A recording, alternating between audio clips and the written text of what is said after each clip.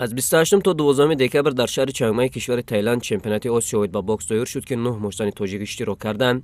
ورزشکاران تاجیک توانستند 5 نشان دیگر به خزینه تیم ملی وارد کنند. اکمل اوبایدوف بعد از 5 سال چهارمین نشان طلای مستان تاجیک را به دست آورد. پرویز کریموف در وزن تا 92 کیلو باشد نایب قهرمان آسیا شد و 3 مشتان دیگر با مدال برنجی سرفراز گردیدند. فدراسیای بوکس تاجیکستان با استثنای این قهرمانی آسیا اینچنین در محتشمترین مسابقات و چهاربین‌های منطقوی با سفربر نمودن ورزشکاران خویش به دستاوردهای نظررس دست یافتند. این همه جوانان سعادتمند میهن ساعت‌هاست انتظار آنند که از پرچمبرداران کشور استقبال نمایند. هیئت تیم بوکس کشور با 5 چهره با استعداد که در مسابقات آینده نیز از آنها امید زیادی هست به وطن برگشتند.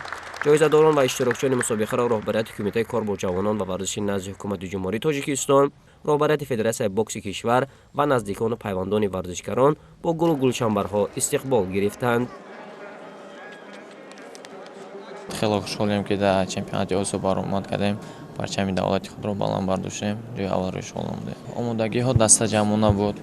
مشق کردیم. برآمد کردیم در اوج با 3 حریف خود. یکم از قزاقستان بود، دوم سپرنیک از اوکراین، سومش از ژاپن بود، ژاپنیا. هر سه‌اش را مغلوب کردیم. پرچم بلند برداشتیم. برای مستانان تاجیک کسب 5 نشان 33مین چمپیونات آسیا نتیجه نظررس ارزیابی می شود. اماجان سعیدوف، شهابجان شکورов و شکرت سلامتوف که مدال برنجی را به دست آوردند و با در نظر داشت آنکه چگونه آنها در این قهرمانی آسیا برآمد نمودند، می توان دستاوردهای از این هم بلند را در مسابقات آینده از آنها امیدوار شد.